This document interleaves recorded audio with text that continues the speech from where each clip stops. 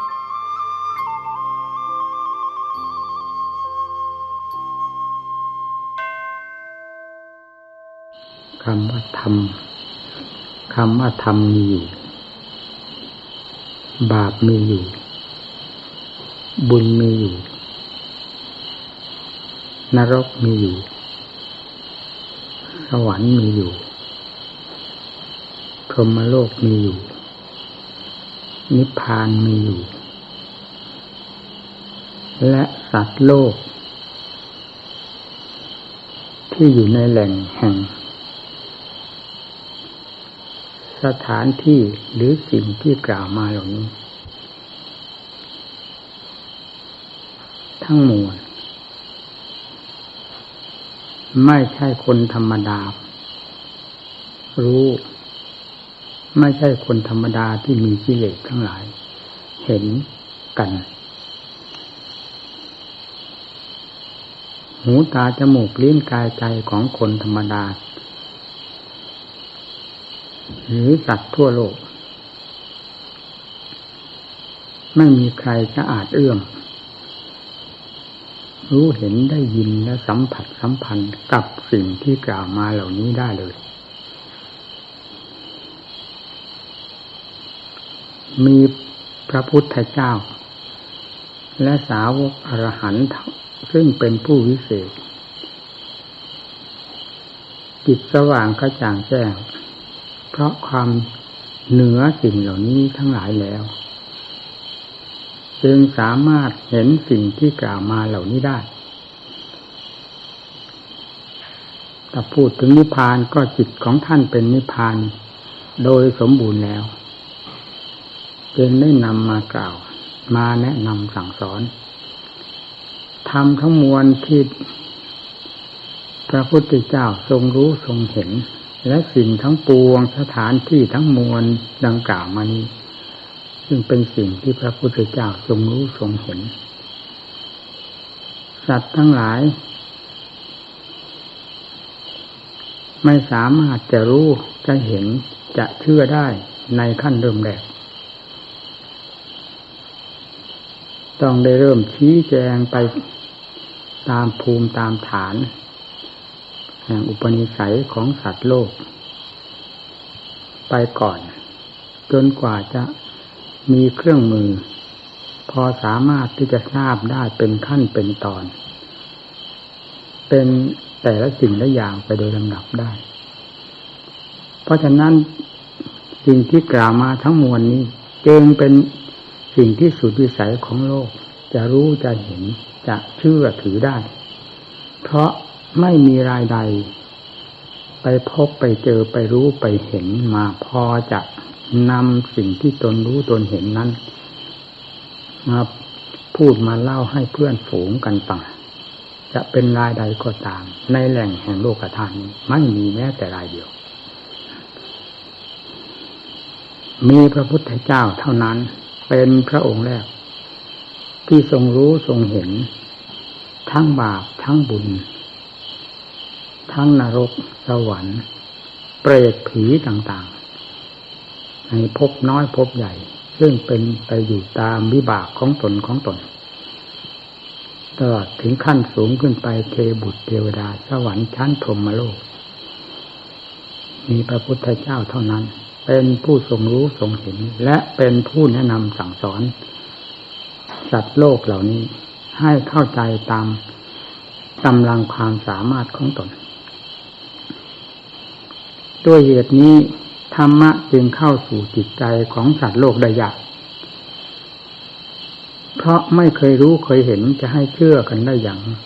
ง่ายดายอย่างไรได้ สิ่งที่รู้ที่เห็นสิ่งที่สัมผัสสัมพันธ์หรือคลุกเคล้ากันอยู่ตลอดเวลาในภพชาติต่างๆมาตั้งกับตั้งกันก็คือความมืดบอดและสิ่งที่อยู่ในวิสัยของตนจะพึงรู้พึงสัมผัสได้เท่านั้นเช่นตาก็สามารถจะมองเห็นได้ในรูปหรือสีแสงต่างๆวิสัยของตาก็มีเพียงเท่านั้นหูก็เพียงฟังเสียงอย่างมากก็มีเครื่องมือช่วยตาก็อย่างมากก็มีเครื่องมือช่วยไปเพียงเล็กๆน้อยๆเครื่องมือเหล่านั้นก็อยู่ในวิสัย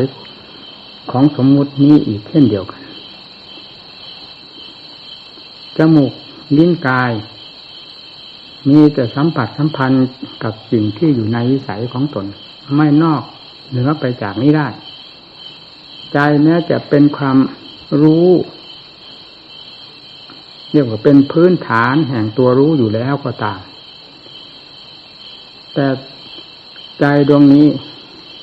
ก็ถูกปิดบังหุ้มห่ออยู่กับสิ่งมืดมิดปิดตาทั้งหลายอีกด้วย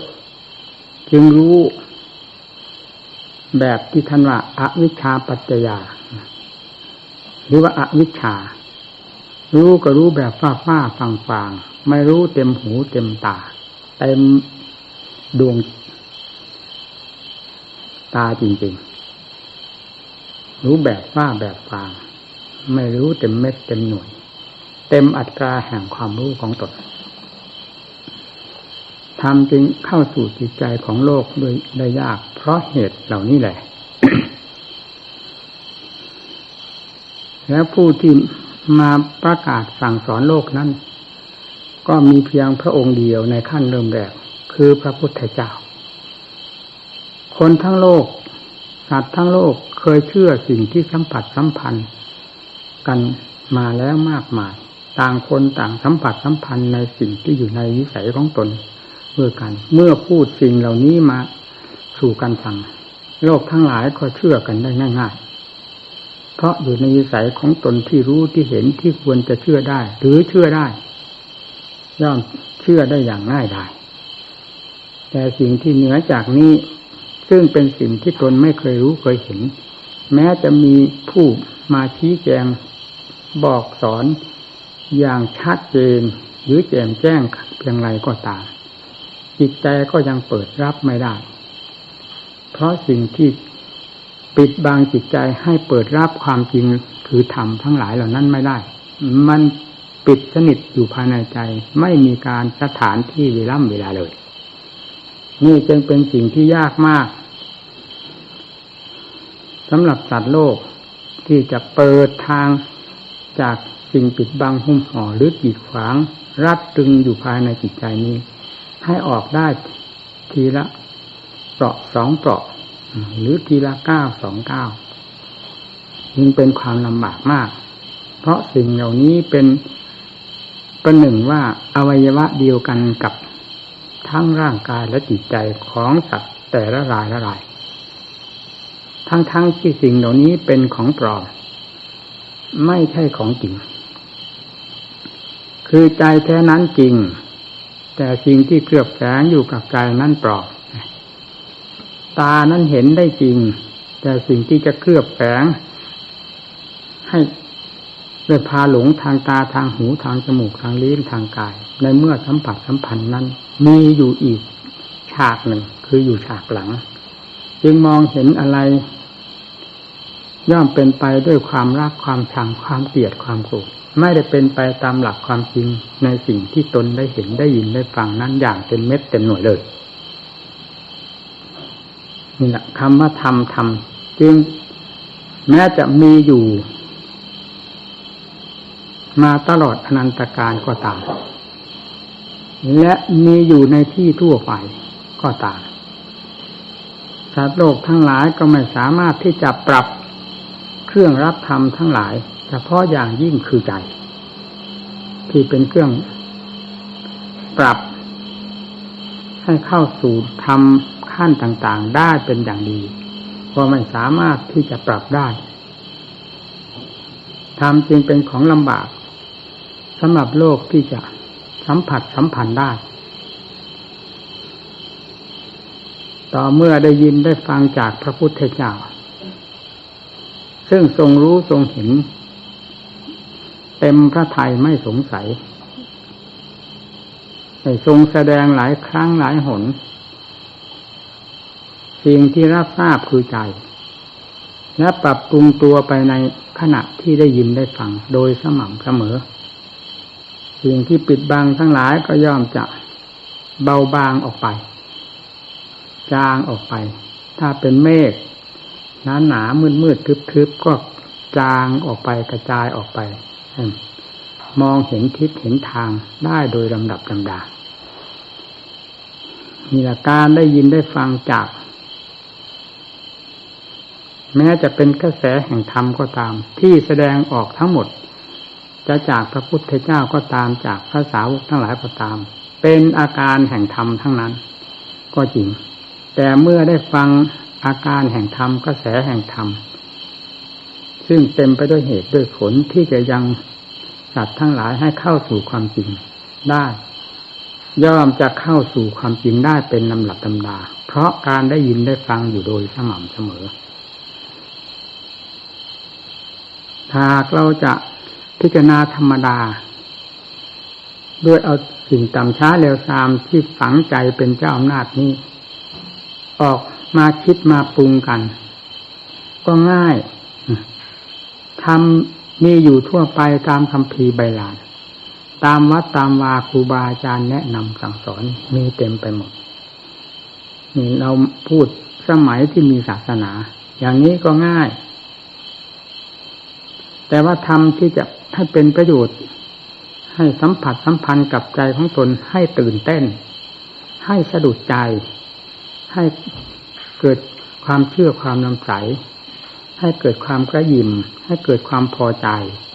ให้เกิดความสุขเป็นลำดับลำดานั้นเป็นสิ่งที่สัมผัสสัมพันธ์ได้ยากถ้าไม่ได้ประพฤติปฏิบัติตามหลักธรรมของพระพุทธเจ้าจริงๆแล้วธรรมแท้ดังที่กล่าวมาเหล่านี้จะไม่สัมผัสสัมพันธ์เลยตั้งแต่วันเกิดจนกระทั่งวันตายจะเกิดเปล่าๆเหมือนต้นไม้ใบหญ้าเกิดขึ้นมาและตายทิ้งเปล่าๆเหมือนต้นไม้ใบหญ้าตายนั่นแหละคุณสมบัติที่จะเอาทำประโยชน์อะไรไม่ปรากฏมีร่างกายและ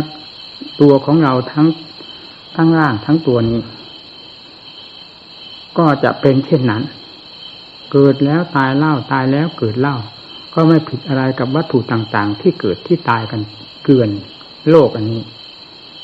ถ้าไม่เสาะแสวงหาสาระธรรมให้เข้าสู่จิตซึ่งเป็นสาระสำคัญอันหนึ่งหรือปรับปรุงจิตของตนให้เข้า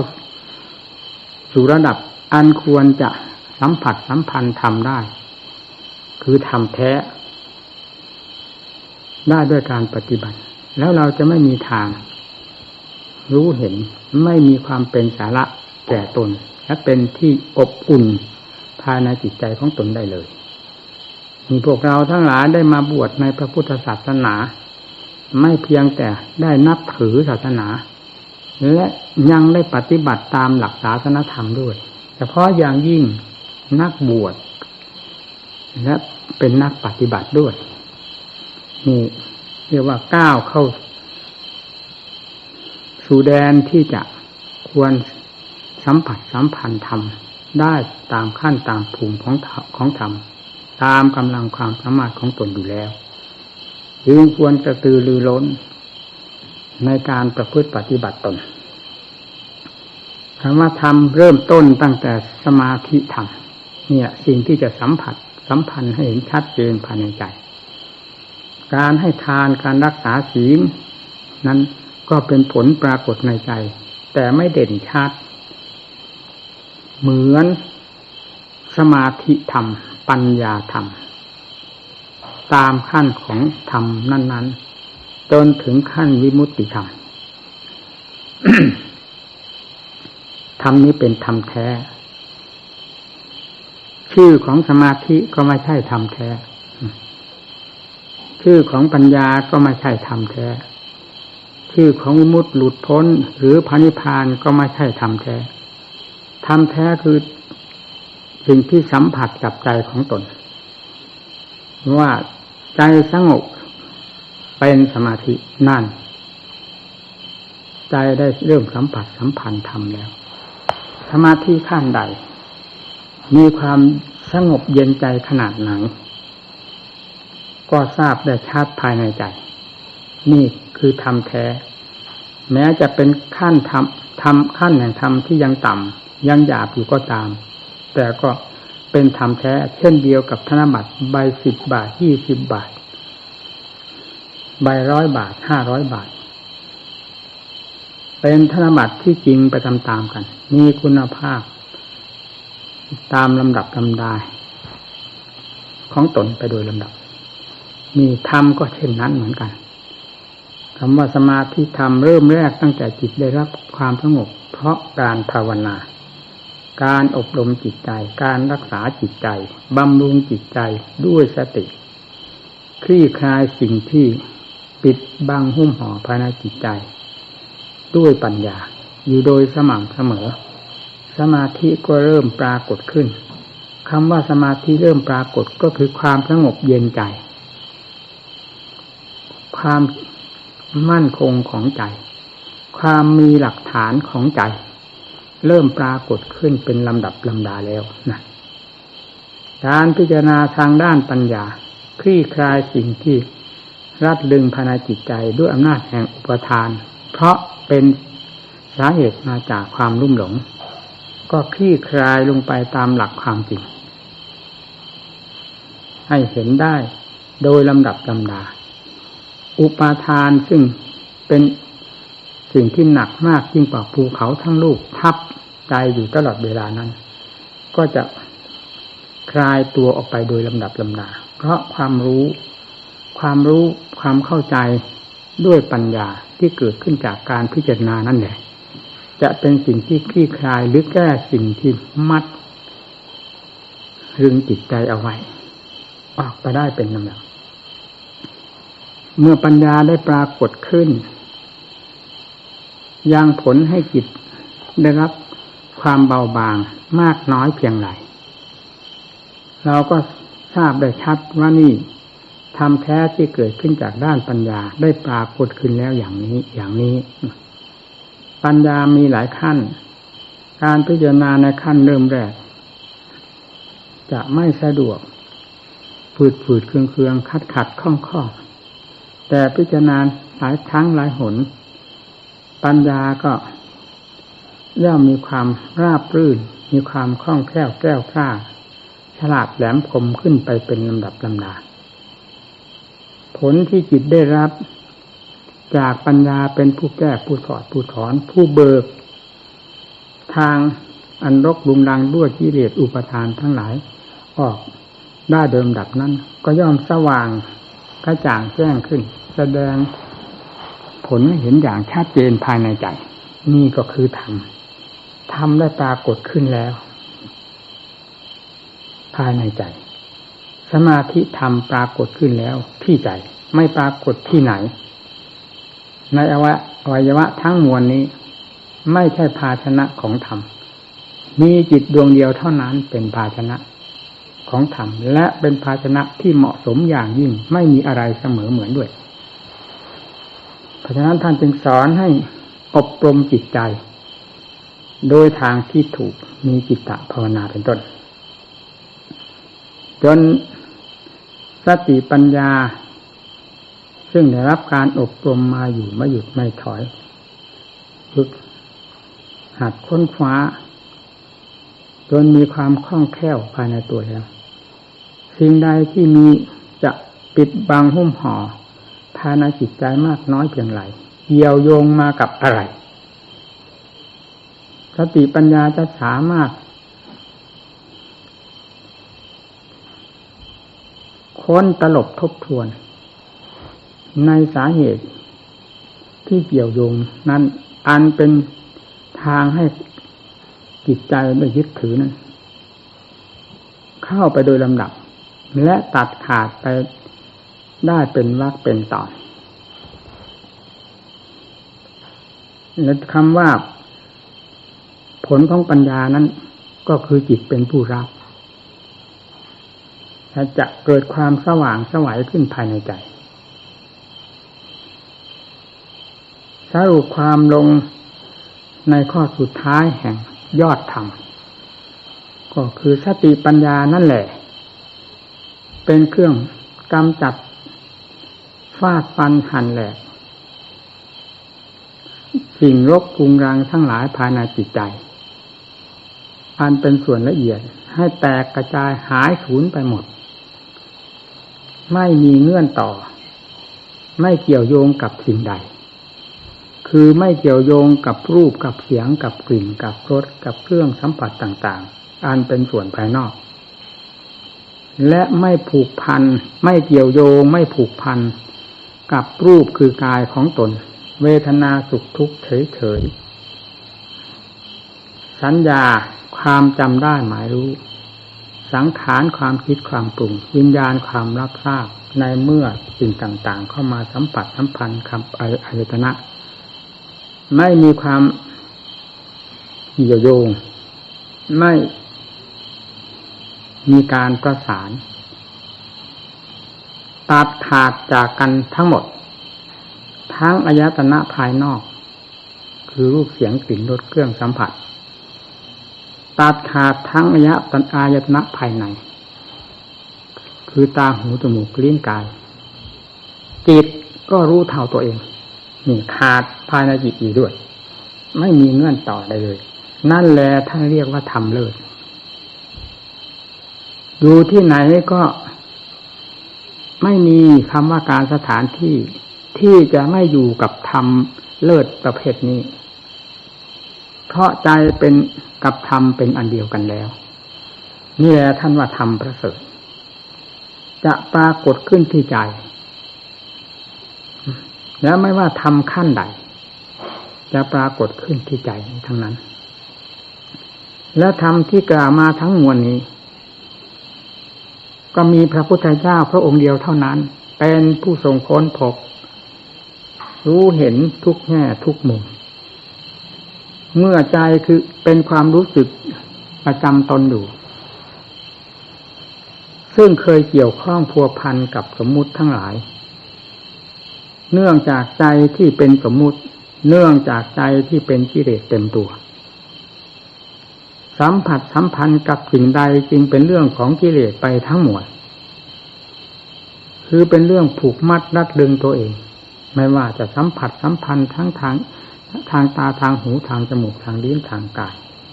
อารมณ์ภายในใจเกี่ยวกับเรื่องอดีตอนาคตตัดแม้ปัจจุบันก็ติดไปหมดพัวพันไปหมดจึงไม่สามารถที่จะรู้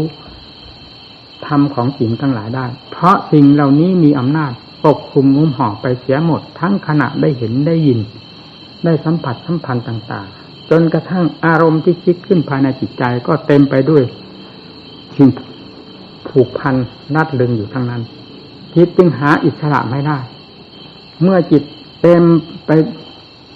ด้วยสิ่งกดขี่บังคับสิ่งปกปิดกำบังแล้วจะมองเห็นความจริงได้อย่างไรมันสัมผัสสัมพันธ์อยู่กับสิ่งเหล่านี้ทั้งนั้นคำว่าธรรมจะปรากฏขึ้นภายในใจได้อย่างไรธรรมไม่ใช่ประเภทเหล่านี้ประเภทเหล่านี้เป็นเรื่องของสมมุติประเภทเหล่านี้เป็นเรื่องที่ปิดจิตปิดใจต่างหากไม่ใช่ประเภทที่จะเปิดเผยจิตใจฉุดลากสิ่งเหล่านี้ออกให้ได้มองเห็นใจเห็นธรรมได้อย่างชัดเจนธรรมจึงเป็นธรรมเมื่อนำมาปฏิบัติจึงจะปรากฏขึ้นภายในจิตใจดังพระพุทธเจ้าทรงแสดงถึงเรื่องว่าบาปมีอยู่ใครจะไม่ทราบก็ตามบาปนี่เป็นของมีอยู่ดั้งเดิมบุญเป็นของมีอยู่ดั้งเดิมบาปก็คือความทุกข์ของสัตว์บุญก็คือความสุขของสัตว์ของคนนั่นแหละนรกเป็นสถานที่อยู่แห่งผู้มีวิบากกรรมอันชั่วสวรรค์เป็นสถานที่อยู่แห่งผู้มีวิบากกรรมอันดีพรหมโลกก็เหมือนกันเป็นชั้นๆขึ้นไปเป็นที่อยู่ของผู้มีวิบากกรรมอันดี นิพพานเป็นที่อยู่ของท่านผู้บริสุทธิ์สิ่งเหล่านี้ใครจะเห็นใครจะรู้ได้เพราะไม่มีเครื่องมือใจไม่สว่างกระจ่างแจ้งใจไม่พ้นสิ่งปกปิดกำบังทั้งหลายมองก็มองไปด้วยความมืดความบอดที่กิเลสปิดบังตาเอาไว้บุญจะมีบาปจะมีอยู่ทั้งกับทั้งกันก็หาได้เจอไม่หาได้พบไม่ทั้งที่บุญบาปก็สัมผัสสัมพันธ์อยู่กับใจนั่นแหละก็ไม่ทราบได้พระพุทธเจ้าเท่านั้นเป็นผู้สามารถทราบตามหลักความจริงการตรัสรู้ธรรมตรัสรู้ตามหลักความจริงไม่ใช่ตรัสรู้ด้วยความจอมปลอมสิ่งใดที่มีอยู่เป็นอยู่จึงทรงยอมรับตามความมีอยู่เป็นอยู่ของสิ่งเหล่านั้นด้วยเหตุนี้คำว่าบาปมีอยู่บุญมีอยู่นรกมีอยู่สวรรค์มีอยู่พรหมโลกมีอยู่จึงทรงแสดงตามสิ่งที่มีอยู่ทั้งหลายเหล่านี้ไม่มีศาสนาองค์ใดจะไปลบล้างสิ่งมีอยู่ทั้งหลายเหล่านี้ให้สูญหายไปจากความมีอยู่ของตนได้นอกจากจะแนะนำสั่งสอนสัตว์โลกในสิ่งที่ควรละว่าเห็นว่าเป็นภัยในสิ่งที่จะควรบำเพ็ญเห็นว่าเป็นคุณเพื่อสถานที่พึงหวังจะได้เป็นสมบัติของตนเท่านั้นมีแต่การแนะนำสั่งสอนอย่างนี้เป็นแบบเดียวกันในบรรดาพระพุทธเจ้าทั้งหลายที่มาตรัสรู้ในแดนโลกธาตุนี้แต่ละพระองค์พระโอวาทจึงไม่ขัดแย้งกันแต่การไหนมายกตัวอย่างในพระโอวาทที่ย่อๆว่าสัพพปาปัสสะอาการนังการไม่ทำบาปหยาบช้าลามกทั้งปวงหนึ่งกุศลสู้ประสัมปดาการยังกุศลคือความฉลาดให้ถึงพร้อมขึ้นที่ใจหนึ่งสัจจิตะปริโยดปันนังการยังชำระจิตใจของตนให้ผ่องแผ้วจนกระทั่งถึงความบริสุทธิ์หนึ่งเอตังบุทธานาสาสนังนี่คือคำสั่งสอนของพระพุทธเจ้าทั้งหลายนี่ทรงสอนไว้อย่างนี้เพราะการตรัสรู้ธรรมนั้นตรัสรู้สิ่งที่มีอยู่เห็นอยู่ไม่ได้อุตริไปตรัสรู้ในสิ่งที่ไม่มีไม่เป็นด้วยเหตุนี้การสั่งสอนจึงต้องสั่งสอนตามสิ่งที่มีที่เป็นนั่นแหละแล้วทีนี้ย่นเข้ามาคือใกล้ก็มีไกลก็มีเหมือนอย่างที่เราเห็นสมมุติปรากฏในโลกมีทั้งใกล้ทั้งไกลมีทั้งในทั้งนอกอันนี้ย่นเข้ามาถึงเรื่องที่ว่าบาปมีอยู่สำหรับผู้ปฏิบัติมีอยู่ที่ตรงไหนบาปเป็นพื้นฐานเป็นที่บรรจุของบาปคืออะไรเป็นสิ่งเป็นสถานที่หรือเป็นที่บรรจุของบาปเป็นที่สร้างบาปคืออะไรก็ใจเป็นผู้สถานที่เป็นโรงงานสร้างบาปผลิตบาปขึ้นมาเพราะกิเลสเป็นผู้บังคับให้สร้างบาปขึ้นมาท่านบอกว่ากิเลสเป็นเหตุให้เป็นสาเหตุให้ทำกรรมเมื่อทำกรรมแล้วย่อมได้รับผลของกรรมท่านจึงกิเลสวิบากได้รับผลของกรรมวกเวียนกันไปมาอยู่เช่นนี้ไม่มีสิ้นสุดไม่มีต้นไม่มีปลายเหมือนมดแดงไต่ขอบด้งนั่นแหละไต่กลับไปวนไปเวียนมาอยู่ในขอบด้งขอบเดียวสำคัญว่าเป็นของใหม่ไปเรื่อยๆหาทางออกไม่ได้นี่ที่สร้างบาปก็คือใจเมื่อสร้างบาปแล้วความทุกข์ก็เกิดขึ้นที่ใจที่สร้างบาปก็คือใจเมื่อคือที่สร้างบุญก็คือใจเมื่อสร้างบุญได้มากน้อยความสุขก็ปรากฏขึ้นที่ใจจิตใจมีความละเอียด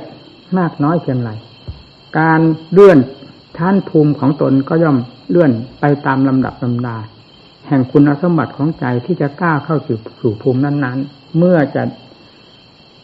ย้ายออกจากภพชาติที่เป็นอยู่นี้ไปสู่ภพชาติลึกสถานที่อื่นเรียกว่าปรโลกก็ต้องก้าวออกไปด้วยกำลังแห่งบุญแห่งบาป ที่บรรจุไว้ภายในจิตใจได้มากน้อยเพียงไรเมื่อกำลังทางชั่วมีมากก็ผลักดันให้ไปเกิดในสถานที่ต่ำช้าเดียวสามเช่นนรกตลอดถึงโลกันตะนรกเป็นต้นมีอะไรพาให้ไปสิก็ผู้นี้แหละผู้ที่บรรจุความชั่วช้าลามกให้มีพลังเต็มที่ผลักไสจิตใจให้ไปสู่แดนนรกที่ไม่พึงปรารถนานั้นไม่ใช่ผู้หนึ่งผู้ใดเป็นผู้ไปบังคับกดขี่ข่มเหงให้ไปสู่นรกขุมนั้นขุมนี้แต่เป็นเพราะความคึกความขนองความอยากอันเป็นเรื่องของกิเลสตัณหาทั้งมวลเป็นผู้พาให้สร้างบาปสร้างกรรมโดยไม่คำนึงถึงผิดถึงถูกดีชั่วประการใดบนเวลาได้รับผลกิเลสมันไม่มารับเราผู้ทำตามอำนาจของกิเลสนั่นแหละเป็นผู้รับผลแล้วทีนี้จะลบล้างได้อย่างไรเมื่อเข้าถึงตัวผลแล้วลบล้างไม่ได้ทุกข์มากน้อยเพียงไรจนถึงขั้นมหันตทุกข์เราก็จำต้องยอมรับให้เต็มที่เต็มฐานจะตายก็ไม่ตายเพราะจิตไม่เคยตายหากทุกข์เต็มที่เต็มฐานเพราะอำนาจของกรรมมากน้อยที่พาให้ทุกข์อยู่นั่นแหละจนกว่าจะผ่านพ้นนั้นจะได้เพราะคำว่าบาปก็เป็นของไม่เที่ยงบุญก็ยังเป็นของไม่เที่ยงเหมือนกันย่อมมีทางสิ้นสุดไปได้มีหมดไปได้มีเบาบางไปได้เหมือนอย่างคนพ้นโทษนี่นอกจากก้าวเข้าสู่นิพพานเสียอย่างเดียวเท่านั้นนั้นคำว่าอนิจจังทุกขังอนัตตาเข้าไม่ถึงทีนี้การสร้างบุญก็เทียบกันได้กับการสร้างบาปสร้างบุญนี้คือทำเป็นผู้บงการทำเป็นผู้ผลักดันให้สร้างบุญสร้างกุศลไม่ใช่กิเลสพาให้สร้างเพราะฉะนั้นผลจึงต้องต่างกันถ้ากิเลสพาให้สร้างจะแสดงผลคือจะสร้างตั้งแต่สิ่งที่กิเลสต้องการแต่เป็นสิ่งที่ขัดขวางธรรมเป็นสิ่งที่เป็นข้าศึกต่อธรรมแล้วก็ย้อนเข้ามาเป็นข้าศึกต่อตนทั้งนั้นนี่คือกิเลสพาให้สร้างกรรมเป็นอย่างนั้นแต่ธรรมพาให้สร้างกรรมให้สร้างแต่คุณงามความดีสร้างบุญสร้างกุศลเช่นการให้ทานการรักษาศีลการภาวนากิริยาอะไรก็ตามที่แสดงออกจากการกระทำที่เป็นผลเป็นประโยชน์แก่ตนและผู้อื่นไม่มีการกระทบกระเทือนให้เกิดความเสียหายเดือดร้อนอันเกี่ยวกับกิเลสแทรกแซงอย่างนั้นเรียกว่าธรรมพาให้สร้างบุญสร้างความดีเนี่ยผลที่เกิดขึ้นจากการสร้างความดีเพราะธรรมนี้ก็ย่อมมีความสุขบุญคือความสุขอันเป็นผลเกิดขึ้นจากการสร้างความดีแล้วพูดมาทั้งมวลนี้ใครเป็นผู้สร้างก็คือใจเท่านั้นเป็นผู้บงการเป็นโรงงานอันใหญ่โตเป็นผู้บัญชางานออกมาจากใจเมื่อใจได้รับการอบรมในทางที่ถูกที่ดีแล้วย่อมจะระบายออกมาในทางที่ถูกที่ดีผลก็สะท้อนย้อนกลับเข้าไปเป็นความพึงใจของจิตเสียเองเพราะเราเป็นผู้ทำผลย่อมเกิดขึ้นกับเราเมื่อมีภูมิอัดภูมิธรรมควรจะก้าวเข้าสู่ขั้นภูมิสูงมากน้อยเพียงไรก็พลังแห่งธรรมพลังแห่งบุญแห่งกุศลที่เกิดขึ้นจากธรรมเป็นผู้พาให้สร้างนั่นแหละจะเป็นผู้ส่งเสริมให้ไปเกิดในภพนั้นๆคือภพอื่นภพหน้าชั้นอื่นชั้นหน้าเช่นสวรรค์พรหมโลกดังท่านกล่าวไว้สวรรค์ก็6 ชั้นพรหมโลก16 ชั้นนิพพานเหล่านี้เป็นสถานที่อยู่ของผู้มีบุญเพราะการสร้างบุญสร้างกุศลบุญไม่อยู่ที่ไหนบาปไม่อยู่ที่ไหนบุญก็ดีบาปก็ดีไม่อยู่กับดินน้ำลมไฟฟ้าอากาศที่ไหนๆทั้งมวลไม่มีที่สถิตอยู่ของบุญไม่มีที่ปรากฏอยู่ของบาปและบุญเหมือนใจจึงเป็นภาชนะรับได้ทั้งบาปและบุญแม้ตนจะไม่ทราบว่าบาปมีบุญมีก็ตามและบุญและบาปนี่แหละจะเป็นพลังผลักดันอันสำคัญให้สัตว์โลกได้หมุนตัวเข้าไปสู่กำเนิด เกิดเป็นภพชาติต่างๆจนกระทั่งถึงตกนรกหมกไหมจะนอกเหนือไปจากกิเลสอันเป็นผู้บงการให้ทำกรรมชั่วนี้ไม่ได้เลยแล้วผู้ที่ไปในสถานที่ดีคติที่เหมาะสมที่พึงหวังก็ไม่นอกเหนือจากบุญเป็นพลังที่ได้สร้างความดีมาแล้วนั่นเลย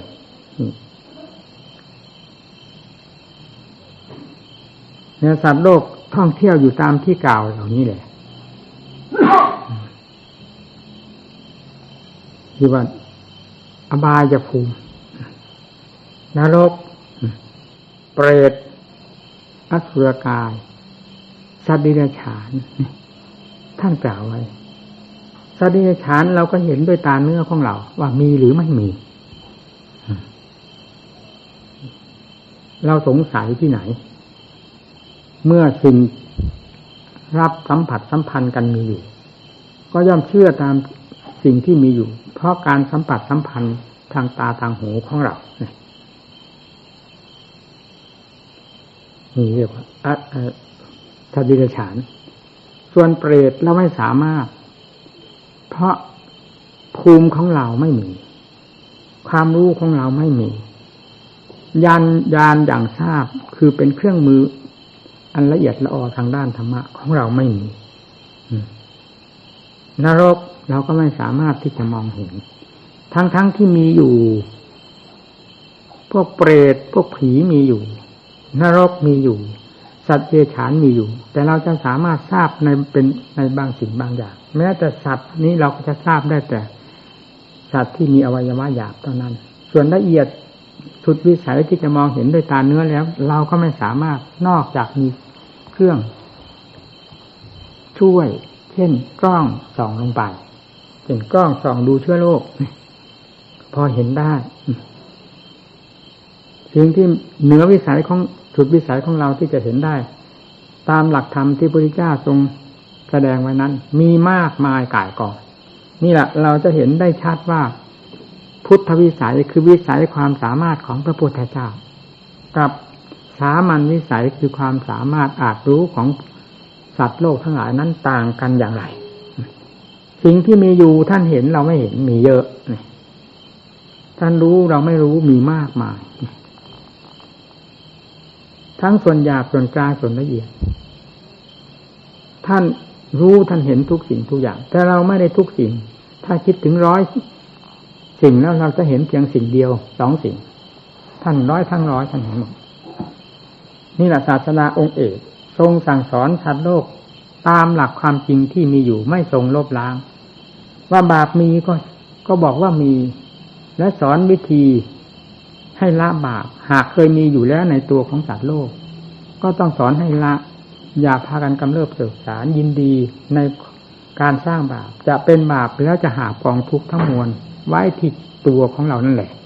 ไม่มีที่ใดเป็นที่บรรจุบาปไว้ไม่มีตู้ไม่มีหีบไม่มีห้วยหนองคลองบึงจะ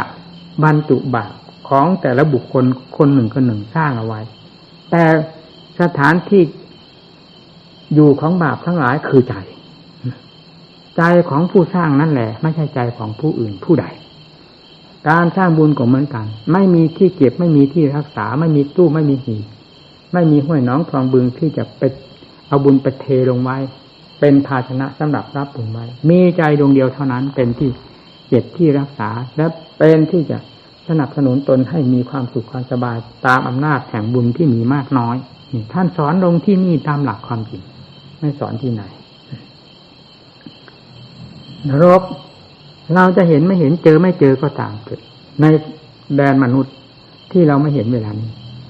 แต่จะลบล้างสิ่งที่มีอยู่ตามหลักธรรมที่กล่าวไว้นั้นลบล้างไม่ได้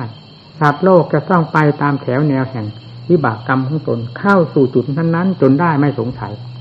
เพราะไม่เคยได้ยินว่านรกแต่ละหลุมละหลุมนั้นได้ว่างจากสัตว์นรกไม่มีใครไปตกเพราะสัตว์โลกไม่ต้องการสัตว์โลกไม่อยากทรมานนรกแต่ละขุมละขุมหรือแต่ละหลุมละหลุมนั้นจึงว่างเปล่าจากสัตว์นรกที่จะไปตกไม่เคยมี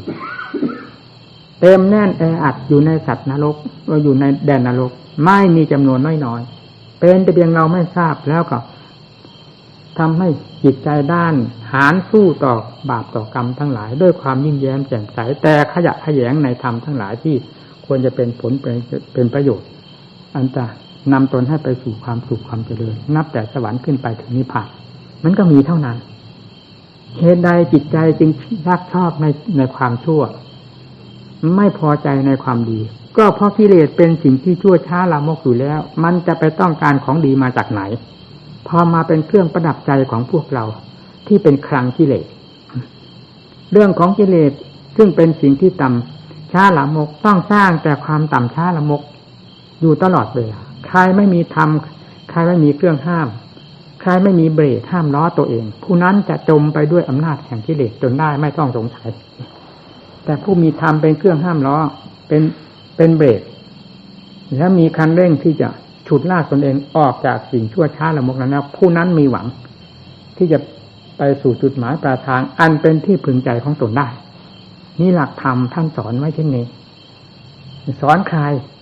ถ้าไม่สอนพวกหูหนวกตาบอดอย่างพวกเรานี่หูหนังตาเนื้อมันก็เห็นแต่สิ่งที่อยู่ในวิสัยของมันไอ้ธรรมที่กล่าวสิ่งที่กล่าวเหล่านี้ไม่สามารถมองเห็นใจก็บอดเราจะว่าเราฉลาดได้ยังไงเมื่อจิตใจก็เป็นอย่างนี้มันบอดอยู่ทั้งวันทั้งคืนไม่ได้มีหูแจ้งตาสว่างภายในจิตใจบ้างเลย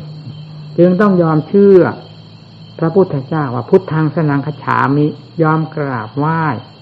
ยอมเคารพนับถือยอมฝากเป็นฝากตายกับท่านแล้วนำพระโอวาทของท่านมาฉุดลากมาประดับประดาตนเองหรือประคับประคองตนเองให้เป็นมนุษย์ที่สมภูมิแห่งความเป็นมนุษย์มีอัตมีธรรม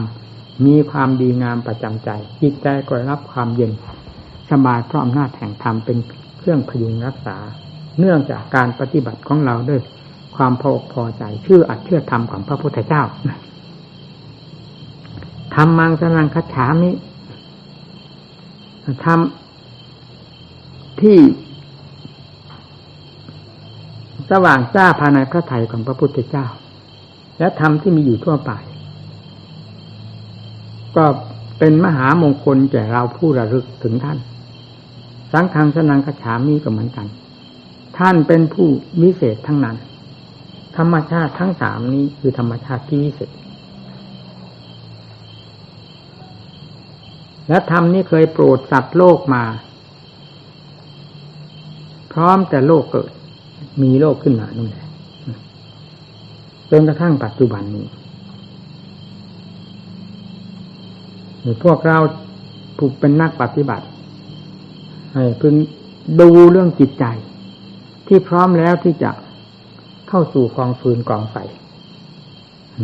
อยู่ในปัจจุบันนี้ก็ไฟราคะไฟตัณหา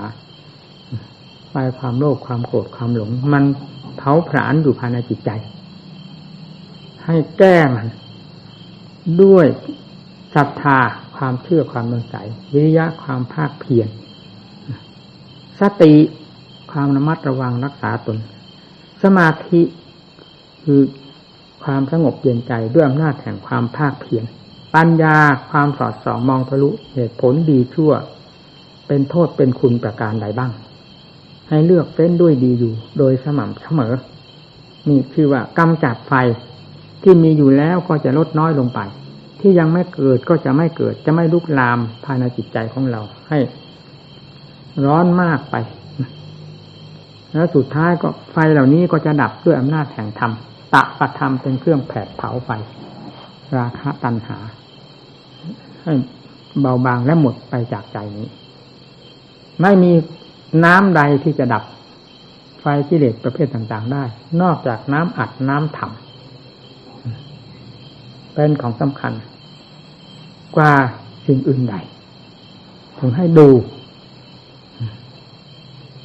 ผู้ที่จะเหมานรกก็คือใจดวงนี้จะเหมากองทุกข์ทั้งมวลก็คือใจดวงนี้เพราะสร้างอยู่เสมอเผลอไม่ได้เนื่องจากกิเลสมันไม่มีคำว่าเผลอแต่ฝ่ายธรรมเราเผลอเสมอเมื่อเผลอเมื่อไรกิเลสต้องต่อยเอาเพราะกิเลสมันราบรื่นคล่องแคล่วภายในตัวของมันพอแล้วเนื่องจากได้ เป็นเจ้ามหาอำนาจปกครองจิตใจของสัตว์โลกมาเป็นประจำวัฏจักรนี้เองไม่มีอะไรที่จะมีอำนาจเหนือกิเลสและไม่มีอะไรที่จะคลั่งตัวยิ่งกว่ากิเลสออกทำงานบนหัวใจสัตว์มีธรรมเท่านั้นที่จะเป็นเครื่องกำจัดปัดเป่าและรูปเพลงของกิเลสประเภทต่างๆได้โดยลำดับและได้โดยตลอดตัวถึงจนกระทั่งถึง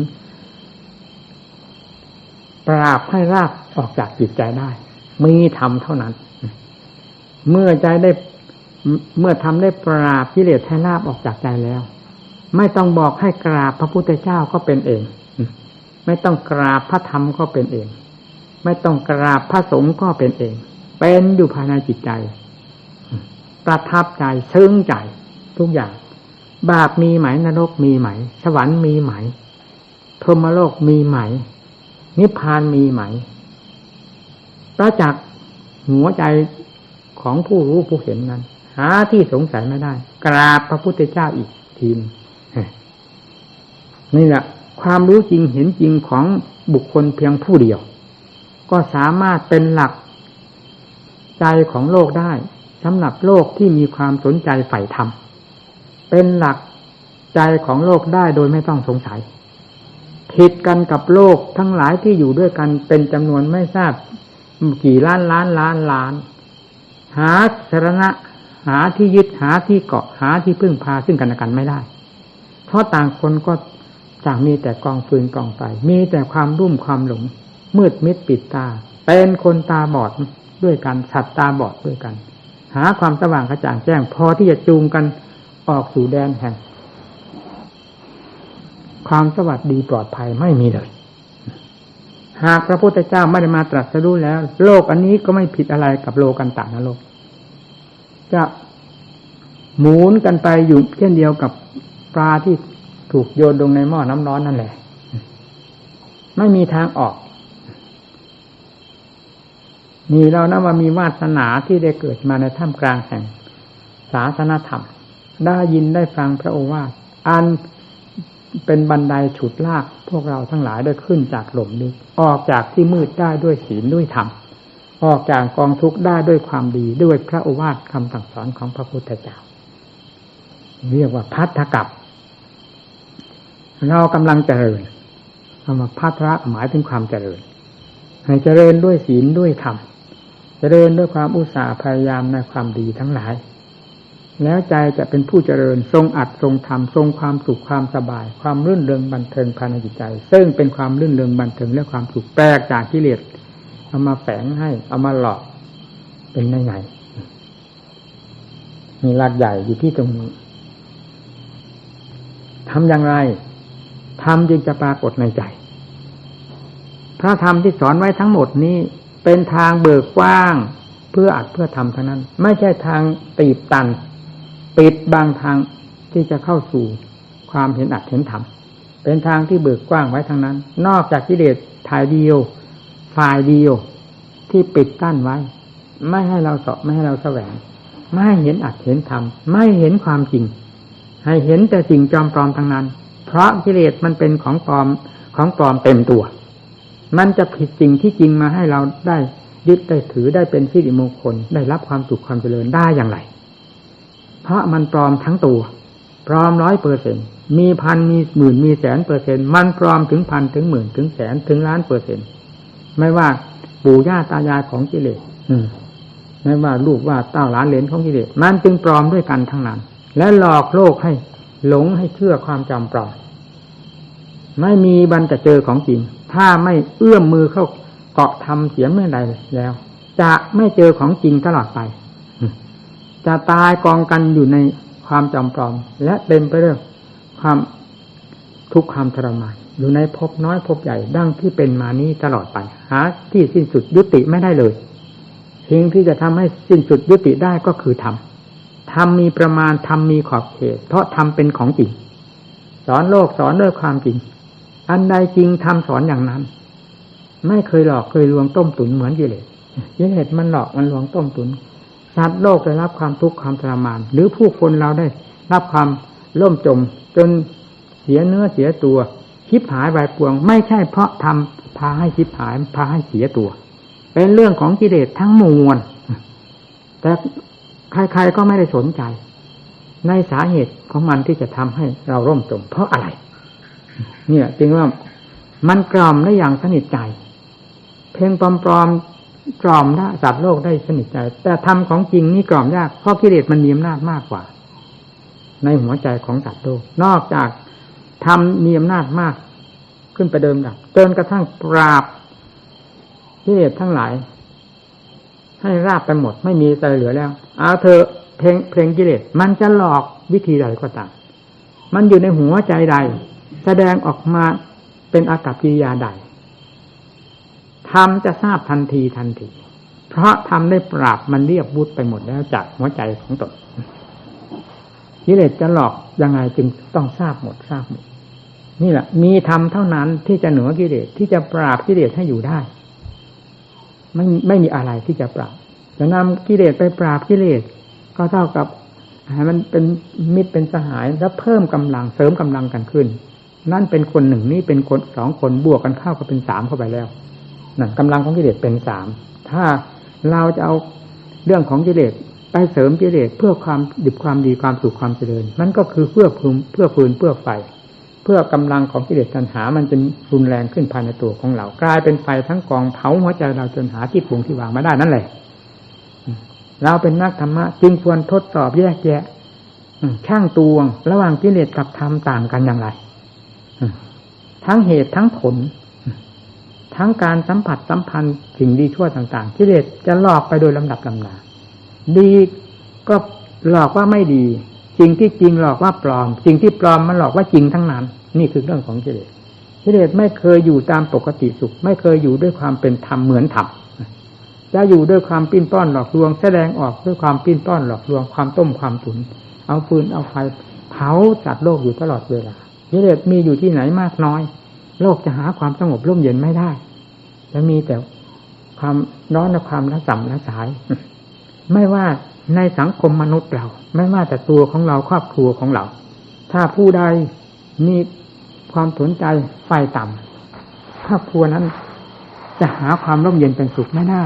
แม้แต่สามีภรรยาก็ต้องแตกจากกัน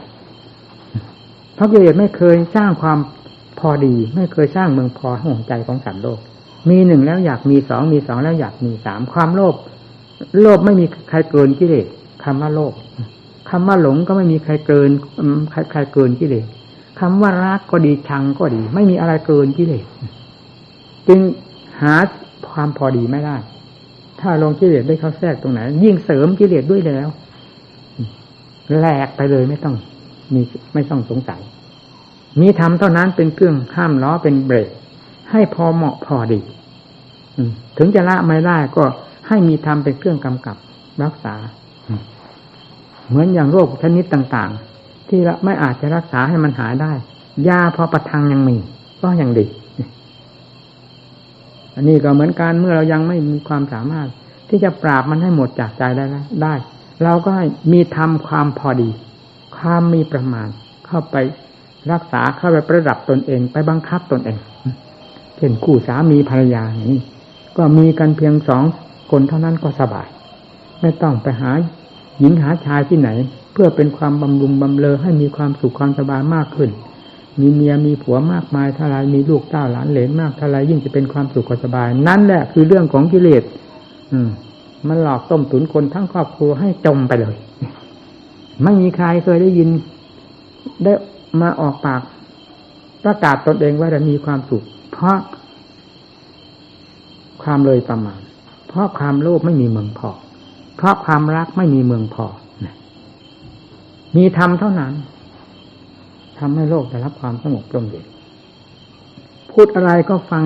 กันรู้เรื่องถ้าต่างคนต่างมีธรรมใครผิดยอมรับกันไม่เลยดันทุรังกันความดันทุรังก็คือกิเลสไม่ยอมใครง่ายๆคำว่ากิเลสไม่ยอมใครถ้าทำแล้วยอมเมื่อยิงแล้วยอมรับกันถูกต้องและยอมรับกันโดยทางเหตุผลโลกอยู่ด้วยกันได้สังคมใดก็ตามถ้ากิเลสออกหน้าออกตาความโลภความมักใหญ่ไฟสูงความเห็นแก่ตัวเข้าไปเป็นเจ้าหน้าเจ้าตาอยู่นั่นแล้วสังคมนั้นก็คือสังคมล้มเหลวสังคมของเด็กยัง ยังดีกว่าเพราะเด็กสังคมของเด็กไม่ก่อความเสียหายได้เหมือนสังคมคลังกิเลสนี่เราก็เห็นได้อย่างชัดระหว่างกิเลสกับธรรมหากจะสนใจพิจารณาไม่ลำเอียงไม่เอากิเลสเป็นสนังกัจฉามิซะโดยถ่ายเดียวเท่านั้นเพียงย่นเข้ามาถึงหัวใจของเราซึ่งเป็นนักปฏิบัติดูมันที่วันหนึ่งไปยังไงมันแสดงความรักขึ้นมารักอะไรความรักก็กระเพื่อมความรักก็เป็นสิ่งยุ่ยแย่ก่อกวนความชังก็เป็นสิ่งยุ่ยแย่ก่อกวนความโกรธมันก็เป็นสิ่งยุ่ยแย่ก่อกวนทั้งนั้นความโลภเป็นสิ่งยุ่ยแย่ก่อกวนคำว่าผู้ที่ถูกยุ่ยแย่ก่อกวนนั้นมีความสุขที่ไหนไม่มีสิ่งยุ่ยแย่ก่อกวนต่างหากจึงเป็นความสุขของเรานี่ก็พยายามดูใจเจ้าของมีอะไรยุ่ยแย่อยู่เสมอเวลานี้มันเกิดขึ้นที่ใจนั่นแหละอย่าเข้าใจว่ามาจากทางโน้นทางนี้ตัวการสำคัญมันอยู่ที่ใจฝังอยู่ที่ใจแสดงออกมาที่ใจแต่มันไม่ให้มองเห็นตัวของมันถ้าเป็นหอกเป็นแหลมเป็นเหลามันก็เห็นแต่หอกแต่แหลมแต่เหลาไม่เห็นตัวของมันผู้ทิ่มผู้แทงแต่ปืนมันก็เห็นตั้งแต่ลูกกระสุนที่มันฝังในแล้วนั้นมันไม่เห็นตัวของมันผู้ยิงถึงว่ามันฉลาดอย่างนี้มันถึงได้ปกครองหัวใจของสัตว์โลกเรื่องของกิเลสนี่เราต้องการนักหรืออยากให้กิเลสปกครองหัวใจของเราเคยปกครองมาเท่าไหร่เวลานี้อะไรปกครองถ้าไม่ใช่กิเลสปกครองทำทั้งหลายได้ปกครองเมื่อไหร่มีนิดๆหน่อยๆแล้วก็คอยจะล้มไปถูกกิเลสทำลายทำภายในใจสมาธิธรรมสมถะธรรมก็ถูกมันทำลายตั้งไม่ได้ถูกมันทำลายปัญญาธรรมก็ตั้งไม่ได้ถูกมันทำลายไม่มีแต่ความขี้เกียจขี้คร้านความโง่เง่าเต่าตุ่นหาความคิดความอ่านแต่ตรองอะไรไม่ได้จะเป็นเรื่องอะไรถ้าไม่ใช่เรื่องของกิเลสเนี่ยแล้วความฉลาดแหลมคมจะเอามาจากไหนความผ่องใสตลอดถึงความบริสุทธิ์ของใจจะได้มาจากไหนได้มาจากกิเลสเป็นไปได้หรือกิเลสมันตัวมืดดำตัวสกปรกรกรุงรังที่สุดแล้วทำไมจะทำใจของเราให้สะอาดได้ถ้าไม่ใช่ธรรมซึ่งเป็นธรรมชาติที่สะอาดเยี่ยมเหนือแดนโลกธาตุนี้จึงต้องอาศัยธรรมเหล่านี้เป็นเครื่องประคับประคองใจของเราให้ได้ชมสิที่ท่านว่าไว้นั่นไม่ใช่โมฆะศาสดาไม่ใช่ศาสดาองค์ด้นดาวเป็นศาสดาองค์เอกไม่มีอะไรเสมอเหมือนแล้วในสามแดนโลกธาตุนี้พูดจริงทุกสิ่งทุกอย่างรู้จริงเห็นจริงสอนจริงผู้ปฏิบัติจริงตามนั้นจะไม่ไปไหนจะต้องเจอความจริงสถานที่จริงสิ่งที่จริงจริงอยู่ที่ใจนี่แหละถ้าใจเป็นตัวจริงเป็นต้นเหตุตัวจริงแล้วจะเจอผลที่จริงเต็มหัวใจไม่ต้องสงสัยแล้วการแสดงธรรมก็เห็นรู้สึกเหนื่อย